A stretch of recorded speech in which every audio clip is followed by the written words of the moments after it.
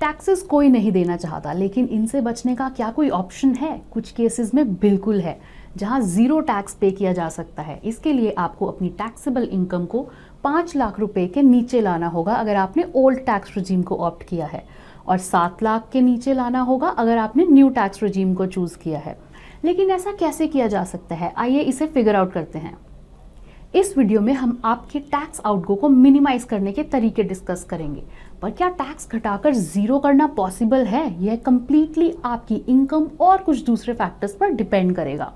लेकिन यहाँ हम आपको एक चीज एश्योर कर सकते हैं, इस वीडियो के एंड तक आपके पास टैक्स सेविंग को मैक्सिमाइज करने के ऑप्शंस जरूर होंगे, और हम आपको बताएंगे कि 78,000 तक का टैक्स कैसे सेव किया जा सकता है। जी हाँ, आपने बिल्कुल सही सुना, 78,000 तक की टैक्स सेविंग। तो आइए स्टार्ट करते हैं।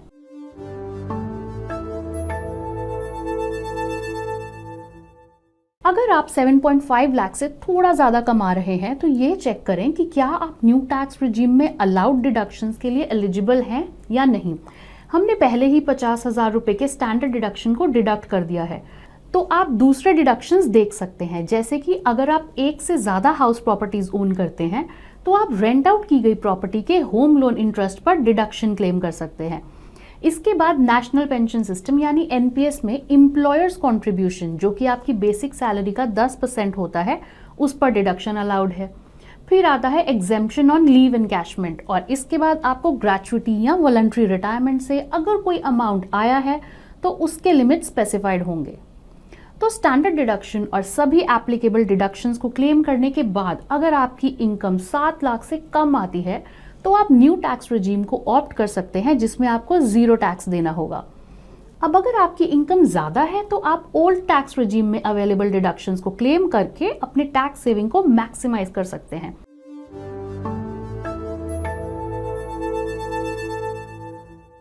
आइए देखते हैं कि ओल्ड रजीम के अकॉर्डिंग आपके टैक्स आउटगो को जीरो कैसे किया जा सकता है। हम अलग अलग डिडक्शंस को रिव्यू करेंगे जिसे आप यहाँ क्लेम कर सकते हैं, और कैलकुलेट करेंगे कि आपकी कितनी इनकम ओल्ड रजीम में पूरी तरह से टैक्स फ्री हो सकती है। तो फर्स्ट 50,000 की स्टैंडर्ड डिडक्शन है, जिसके लिए इन्वेस्टमेंट करने की कोई ज़रूरत नहीं है, इसे आप ऐसे ही क्लेम कर सकते हैं। इसके बाद सबसे पॉपुलर डिडक्शंस पर आते हैं। हम सेक्शन 80C की बात कर रहे हैं, जिसके अंडर आप 1.5 लाख तक की डिडक्शन क्लेम कर सकते हैं। इस सेक्शन के अकॉर्डिंग आप सेलेक्ट एक्सपेंसेस पर डिडक्शन क्लेम कर सकते हैं, और साथ ही टैक्स सेविंग इन्वेस्टमेंट्स का बेनिफिट भी ले सकते हैं।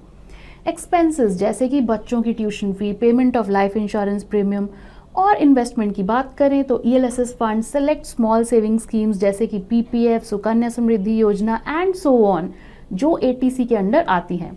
ये लिस्ट काफ़ी बड़ी है। सेक्शन 80C के साथ आप 2 लाख तक के टोटल डिडक्शंस तक पहुंच जाते हैं। नेक्स्ट, एनपीएस में 50,000 रुपए इन्वेस्ट करने पर आप सेक्शन 80CCD2 के अंडर एडिशनल डिडक्शन क्लेम कर सकते हैं। तो जैसे कि आप अपने स्क्रीन पर देख सकते हैं, अब आपका टोटल डिडक्शन 2.5 लाख है। फिर आप अपने हेल्थ इंश्योरेंस के प्रीमियम पर टैक्स सेव कर सकते हैं। यहाँ आप अपने स्पाउस और बच्चे के लिए पे किए गए प्रीमियम पर मैक्सिमम 25,000 तक की डिडक्शन क्लेम कर सकते हैं। इसके अलावा अगर आप अपने पेरेंट्स की हेल्थ इंश्योरेंस पॉलिसी का प्रीमियम पे कर रहे हैं तो आप 25,000 एडिशनल क्लेम कर सकते हैं, और अगर आपके पेरेंट्स सीनियर सिटीजन हैं तो 50,000 रुपए तक का डिडक्शन अलाउड है। अब इससे आपका टोटल डिडक्शन 3,25,000 तक पहुंच जाता है। फिर मान लीजिए कि आपने एक घर खरीदा है और आपका होम लोन चल रहा है, तो आप सेल्फ ऑक्यूपाइड प्रॉपर्टी के लिए लोन पे किए गए इंटरेस्ट में से 2 लाख तक का एडिशनल डिडक्शन क्लेम कर सकते हैं। तो 2 लाख के डिडक्शन को ऐड करने के बाद टोटल डिडक्शन 5,25,000 हो जाता है। अगला डिडक्शन है 10,000 तक का, जो आपको सेक्शन 80TTA के अंडर सेविंग्स अकाउंट के इंटरेस्ट पर मिलता है। यहाँ एक बात आपको क्लियर करनी चाहिए कि इसमें फिक्स डिपॉजिट पर अर्न्ड इंटरेस्ट इंक्लूडेड नहीं है। इन दिनों हम में से ज़्यादातर लोग किसी ना किसी सोशल कॉज से जुड़े रहते हैं। अब आप इसके लिए डोनेट करते हैं तो आप सेक्शन 80G के अंडर डिडक्शन भी क्लेम कर सकते हैं। मान लीजिए आपने फाइनेंशियल ईयर के दौरान 10,000 रुपए तक का डोनेशन दिया है, तो इससे आपका टोटल डिडक्शन 5,45,000 तक पहुंच जाएगा। लेकिन यह तो कुछ भी नहीं है, हमने यहाँ सिर्फ मोस्ट कॉमन डिडक्शंस की बात की है, और ओल्ड टैक्स रिजीम में अबाउट 70 डिडक्शंस और एग्जेम्पशंस अवेलेबल हैं। कुछ और डिडक्शंस भी हैं जो काफ़ी कॉमन है, लेकिन हम उन्हें यहाँ नहीं दिखा सकते क्योंकि उनका अमाउंट सभी इंडिविजुअल्स के लिए सेम नहीं होता। For example house rent allowance, office travel के लिए कन्वीनियंस अलाउंस जैसे कुछ एक्सपेंसेस जो आपकी इनकम को और ज़्यादा टैक्स एफिशिएंट बनाते हैं।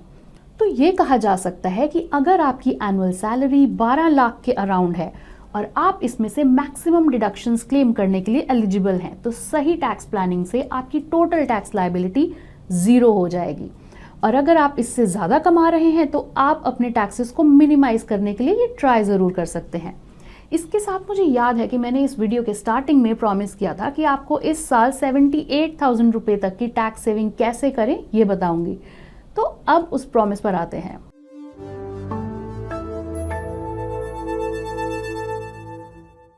बहुत सिंपल है, आप ईटी मनी ऐप पर टैक्स सेविंग्स मैक्सिमाइजर टूल का यूज कीजिए। आपकी नीड्स और एग्जिस्टिंग टैक्स सेविंग इन्वेस्टमेंट्स के अकॉर्डिंग ये टूल आपको पर्सनलाइज्ड रिकमेंडेशंस देगा और ये सब आप सिर्फ 10 मिनट में कर सकते हैं, टोटली पेपरलेस तरीके से। तो देर किस बात की है, हमें नीचे कमेंट्स में बताएं कि आप कितना टैक्स बचा पाएंगे। हम आपके साथ ऐसे और भी वीडियोस शेयर करेंगे जो आपको टैक्स सेविंग में हेल्प करेंगे। तो हमारे चैनल को सब्सक्राइब करना ना भूलें। Mutual fund investments are subject to market risks. Read all scheme related documents carefully.